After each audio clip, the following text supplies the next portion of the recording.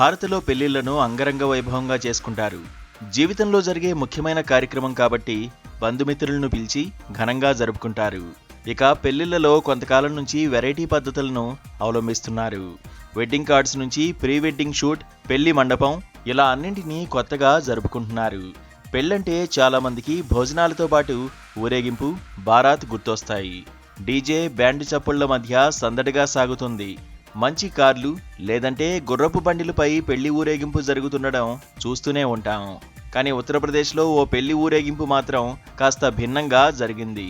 ప్రస్తుతం దీనికి సంబంధించిన వీడియో సోషల్ మీడియాలో వైరల్ అవుతోంది. నెటిజన్లు ఈ వీడియోపై రకరకాలుగా కామెంట్స్ చేస్తున్నారు.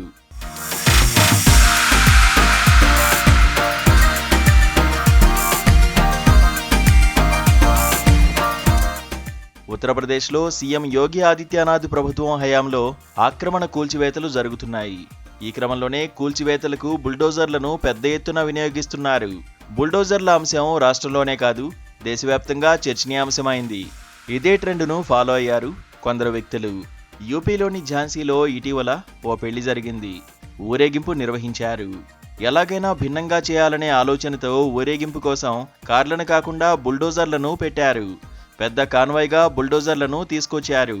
వధువు కరిష్మా కోసం వరుడు రాహుల్ యాదవ్ కారులో వేచి ఉండగా అతడి మామ బుల్డోజర్ కాన్వాయ్ని ఏర్పాటు చేశారు.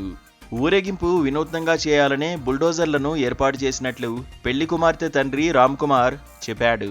రాష్ట్రంలో బుల్డోజర్లకు మంచి ఆదరణ ఉందని, చాలా మంది ఈ వెహికల్ గురించే మాట్లాడుకుంటున్నారని పేర్కొన్నారు.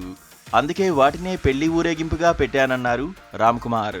అయితే రోడ్డుపై బుల్డోజర్లు క్యూలో నిలబడి మెల్లిగా ముందుకు సాగుతున్నాయి. బుల్డోజర్ల కాన్వాయ్ని వీడియో తీసిన కొందరు సోషల్ మీడియాలో అప్లోడ్ చేశారు. ఈ వీడియో ప్రస్తుతం నెట్టింట తెగ వైరల్ అవుతోంది. సోషల్ మీడియా యూజర్లు రకరకాలుగా కామెంట్స్ చేస్తున్నారు.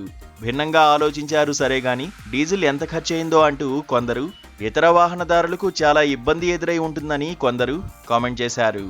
మరికొందరు నెటిజన్లు మాత్రం ఈ ఐడియా బాగుందంటూ రాసుకొచ్చారు.